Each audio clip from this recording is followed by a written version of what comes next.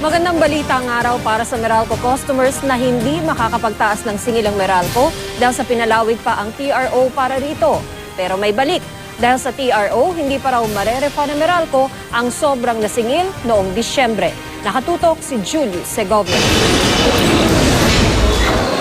Hindi pa rin makokolekta ng Meralco ang nabiting tasingil sa kuryente noong Disyembre, kasunod ng indefinite extension sa Temporary Restraining Order o TRO na inisyu ng Korte Suprema laban dito.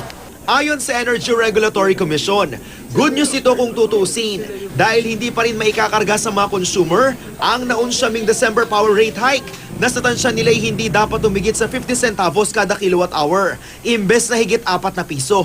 Ang bad news, hindi rin muna maibabalik sa mga customer ang sobrang nasingil ng Meralco. Matatanda ang naikarga na sa may 70% ng mahigit 5 milyong Meralco customers ang tasingil sa December bill. Mahigit 800,000 sa mga ito, nagbayad na ng mas mahal na singil. Bukod pa ito sa 37,000 customers na nagbayad naman ng dagdag singil kahit pa may TRO dahil sa nakalilitong bill noong Pebrero. Di pa rin bibigay ng anumang relief o refund ang Meralco sa kanila dahil nga sa ito ay ngayon isaklaw ng restraining order, so walang magiging paggalaw o pagkilos ang sinuman. Ire-refund naman daw ng Meralco ang sobrang singil kapag inalis na ng Korte Suprema ang TRO. Pero sa ngayon, we will maintain what is current the status quo. We will not be able to implement any adjustment.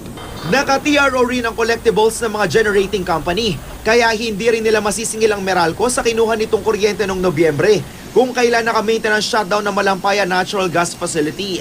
At habang natatagalan ng pagbabayad sa mga utang, lumalaki lalo ang tubo. Kaya ayon sa ARC, posible raw na may epekto rin ito kalaunan sa singil sa kuryente. Ang anumang entitlement nila sa carrying charge kung sila'y pagbibigyan dito ay nakabase doon sa kanilang pag-aabono.